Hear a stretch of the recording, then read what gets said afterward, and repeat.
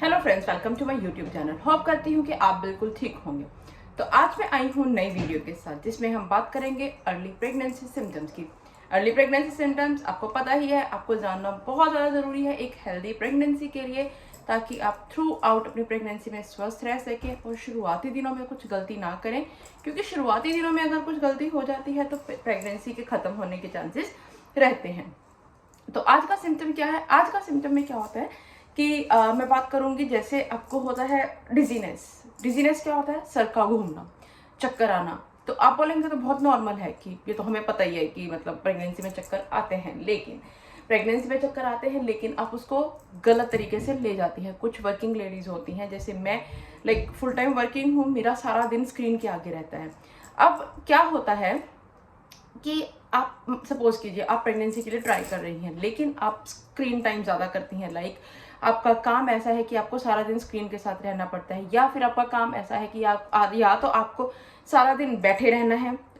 सारा दिन का मतलब ये नहीं कि आप बिल्कुल उठ नहीं सकते हैं, 1-2 घंटे आपको लगातार कई बार बैठना पड़ता है, या फिर आपको 1-2 घंटे लगातार खड़े रहना पड़ता है। कुछ इस तरीके से अगर आपका काम है, या फिर आप अगर रेगुलरली कोई काम कर लेती हैं, मतलब 2-3 घंटे लगातार एक काम करती हैं, उसके बाद आपको चक्कर आना शुरू हो जाते हैं। अब बात करते हैं, सपोज कीजिए आप 2-3 घंटे लगातार बैठी हैं, एकदम से आप उठी हैं, तो आपको ऐसा फील होगा कि आपका सर घूमने लग गया है, आपको चक्कर आने लग गए हैं, और आप प्रेगनेंसी के लिए भी ट्राई कर रही हैं। अब आप इसको गलत ले जाएंगे कि नहीं, मैं तो बैठी थी, शायद आप प्रेगनेंसी की तरफ जाती ही नहीं हैं। आप बोलेंगे 2-3 घंटे में लगातार बैठी थी, इस वजह से एकदम से उठी हूँ तो चक्कर आए हैं। या फिर कई बार क्या होता है, आप 2-3 घंटे लगातार खड़ी थी, अब आप बैठ गई हैं, तो बैठते एकदम से आपका सर घूमने लग गया है, तब भी आप इसको गलत ले जाते हैं। तो आपको जो चक्कर आते हैं, आप अगर प्रेगनेंसी के लिए ट्राई कर रही हैं, तो आपको हर सिम्टम को बारीकी से जानना जरूरी है कि अगर आपको ऐसा होता है तो आपको देखना है कि वो प्रेगनेंसी का एक सिम्टम हो सकता है। अगर आप प्रेगनेंसी ट्राई कर सकते तो बी पॉजिटिव, ठीक है। आपको पॉजिटिव रहना है, अगर आप पॉजिटिव रहेंगी तभी ही एक स्वस्थ प्रेगनेंसी होगी। तो ये नहीं कि हर सिम्टम को प्रेगनेंसी से जोड़ दीजिए, जो नहीं भी हो रहा है तो भी सोचने लग जाइए कि मुझे हो रहा है। लेकिन अगर आप जेन्युइनली अगर आपको कुछ हो रहा है तो उसको आप नज़रअंदाज बिल्कुल मत करें।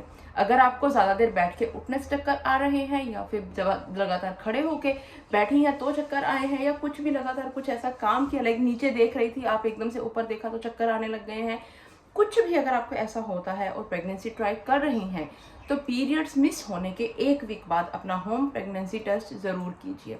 उसके बाद ब्लड टेस्ट कीजिए, क्योंकि क्या होता है, कई बार होम प्रेगनेंसी टेस्ट में आपको नहीं पता चलता है, और आप होम प्रेगनेंसी टेस्ट अगर आपका पॉजिटिव आता है तो आप उसके सहारे आप बैठी रहती हैं कि 3 महीने होंगे तो ही मैं किसी को बताऊंगी। ठीक है, वो आपके लिए बिल्कुल सही है, लेकिन आपको ब्लड टेस्ट जरूर करवाना है अपने श्योरिटी के लिए। किसी को आप 3 महीने बताइए, 4 महीने बाद बताइए, वो आपके ऊपर है, लेकिन आपको अपनी श्योरिटी होनी जरूरी है। क्योंकि होम प्रेगनेंसी टेस्ट से आपको ये नहीं पता लगेगा कि बीटा HCG का लेवल कितना है, लेकिन ब्लड टेस्ट से आपको पता चलेगा।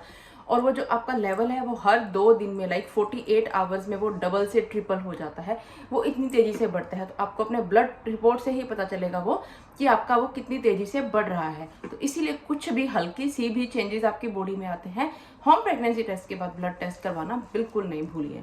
तो आई होप आपको मेरी आज की वीडियो भी अच्छी लगी होगी। अगर आपको मेरी वीडियोस अच्छी लग रही हैं तो प्लीज़ मेरे चैनल को सब्सक्राइब कीजिए, वीडियो को लाइक कीजिए, शेयर कीजिए। Thank you.